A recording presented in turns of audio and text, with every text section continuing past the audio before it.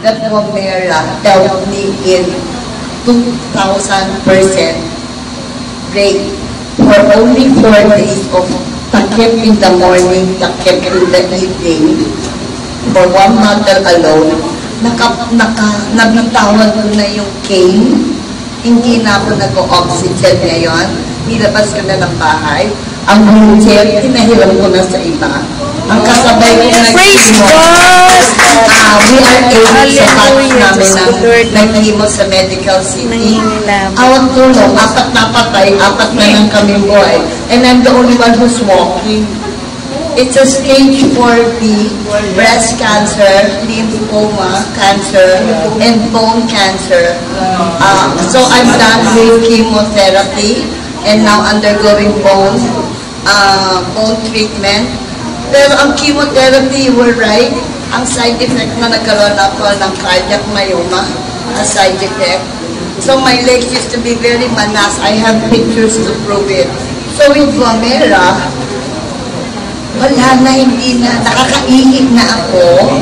No, I stopped taking yung diuretic for urine. And this morning, sabi ng doktor before I came here, tigilan ko na yung captopril, yung for the heart death. Samantalang I only started nung nag-seminar ako ng Saturday kay Sir I forgot the name though from South. Saturday? That Saturday. In Makati. Makati. Sabi niya gano'n. Only 1 week pa lang. 1 bottle a day pag cancer. Akala ko pwede 2 cups in the morning, 2 cup cover up, 2 sa lunch and then dinner. Kasi, kaya I did it Sunday evening, kalahating bote na.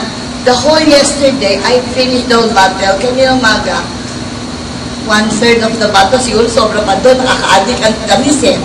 So, I went to the doctor, my blood pressure ay ang taong. My blood pressure 100/60, and I lost 3 pounds. Wow! From 62, 58.6. Oh, 58.6. So, that was only 1 day, 1 bottle of Pomera. Ngayon, when I came up, but although the asthma was still there because of the weather, nakapanik ako na hindi na ganun kahirap yung pwede na hindi na ako humawak sa gilid. Talaga? So sabi ko, wow, 2 days pala, 1.5 day pala. So sabi ko, I think I'm in the right place. Yes! Ma'am, thank you pala yung Galing ko kayo ng Pomera dahil nag-testimony. Dahil sa akin na hindi dahil sa company to